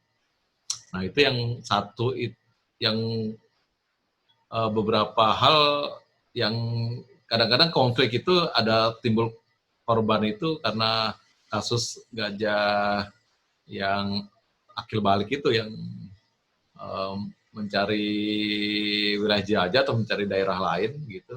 Mereka masuk ke kampung terus konflik di situ dan ada korban gitu. Dan kalau yang di Riau itu kan satu itu yang dinamakan, lupa saya namanya itu. Tapi dulu itu teman-teman namakan berandal ya, karena kan berandal itu emang itu kan masuk di Minas ya. Yang satu di restorasi ekosistem. Nah, ini menarik bahwa kalau untuk apabila populasi jantan itu kecil ya, selain memang pola monitoringnya rutin, yang kedua itu kita juga perlu uji coba tentang translokasi gajah jantan. Jadi ini yang lagi diuji coba oleh teman-teman di restorasi ekosistem di Hutan Harapan, 2 ekor gajah jantan ditranslokasi ke gajah betina ya, yang ada di lokasi itu, yang diharapkan nanti akan breeding. Nah, itu perlu dipantau secara lebih detail tentang itu, dan ya memang poin pentingnya bahwa itu tadi, pertaruhannya harapannya memang akan breeding gitu, tapi itu yang di pertaruhan. Tapi upaya yang dilakukan untuk melakukan translokasi, mendatangkan gajah jantan ke satu kelompok itu upaya yang sangat baik. Gitu. Terima kasih. Baik Pak Wisnu dan Bapak, Ibu, dan rekan-rekan sekalian, kita sudah sampai di penghujung acara mengingat sudah hampir jam 6 juga ya. Ya, jadi sebelum saya tutup mungkin saya akan memberikan beberapa kesimpulan yang tadi sebenarnya sudah disampaikan sama Mas Wisnu mungkin secara tersirat, tapi saya coba review kembali ya. Yang paling penting itu adalah tata kelola ruang dan sumber daya itu untuk gajah dan manusia tentu dipengaruhi oleh perilaku gajah dan manusianya sendiri, sehingga perlu kajian dan mungkin setiap lokasi bisa jadi berbeda-beda juga ya Mas ya mungkin ya. Ya. Praktisnya ya mungkin itu. Kemudian tadi ada beberapa pertanyaan yang telah terjawab 3 sesi. Nanti untuk bahan materi ataupun presentasi yang sudah disampaikan oleh Mas Wisnu nanti akan kita emailkan untuk teman-teman yang sudah mendaftar via link tadi, link kemarin gitu ya.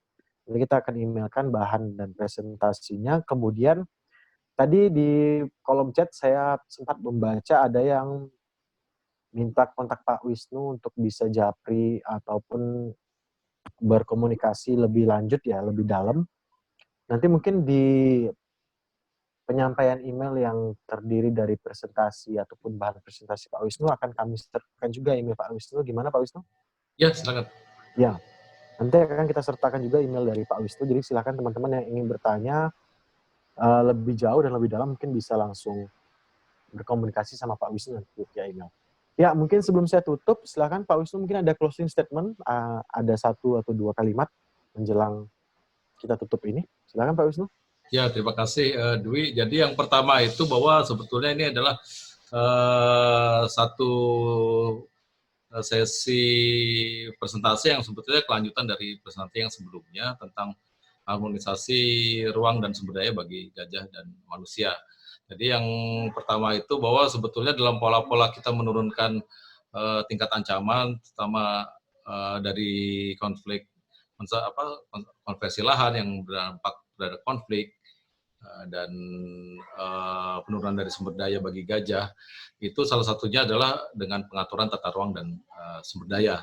Dan saya sudah kemukakan tentang bagaimana cara melakukan pengaturan tata ruang dan sumber daya, salah satunya tentang menghitung dulu dari konteks cost dan benefit yang dihasilkan dari satu tata ruang, kemudian kita mengkaji tentang pola ruang dan sumber daya bagi gajah, apakah memang mereka berbagi ruang secara alami atau tidak gitu. Nah, kemudian kita nilai dari optimalisasi dari kegiatan itu. Lalu kita mendorong bagaimana masyarakat pun menerima keberadaan gajah di situ dari pola-pola kegiatan mereka di dalam sumber ruang dan sumber daya yang ada di lokasi itu. Dan sebetulnya ini adalah masih belum sampai tahap praktikal sekali ya gitu, karena ada beberapa hal yang masih missing atau masih yang belum saya terangkan karena waktu dan juga muatan materi juga perlu beruntut ya, tidak lompat-lompat, harapkan tidak lompat-lompat gitu. Kita harapkan mungkin materi ketiga atau keempat akan lebih implementatif kalau memang saya diberi kesempatan lagi tuh. Dan terima kasih buat Bapak Ibu sekalian untuk hadir di sini. Ada guru saya, ada Prof. Hadi juga hadir, ada Pak Sarmidi. Halo Pak, apa kabar Pak? Guru saya yang paling hebat. Ada Prof. Ani, dan terima kasih buat Bapak Ibu sekalian, dan Assalamualaikum warahmatullahi wabarakatuh. Baik, terima kasih Pak Wisnu. Sekali lagi saya selaku moderator mohon maaf apabila terdapat salah dalam penyampaian. Terima kasih karena telah bergabung pada Zoom Talk Gajah, Tata Kelola Ruang dan Sumber Daya. Nantikan Zoom Talk selanjutnya. Jadi kita mungkin akan lama lagi. Mungkin Pak Wisnu akan menyampaikan lagi materi yang lebih lanjut lagi. Silahkan nantikan, kemudian nanti materinya, presentasinya akan saya sampaikan via email. Sebelum pamit dan undur diri, saya mohon maaf. Akhirul kalam dari saya, semoga apa yang telah disampaikan Pak Wisnu dapat menjadi wawasan baru dan ilmu baru untuk kita, dan semoga upaya-upaya konservasi di Indonesia dan gajah pada khususnya menjadi lebih baik dan bertambah, semakin banyak orang yang bertambah semangat untuk mendukung. Ya, terima kasih Pak Wisnu dan kawan-kawan semua, Bapak Ibu. Saya mohon maaf apabila terdapat kesalahan. Akhirul kalam dari saya. Wassalamualaikum warahmatullahi wabarakatuh. Silahkan teman-teman Terima yang kasih. ingin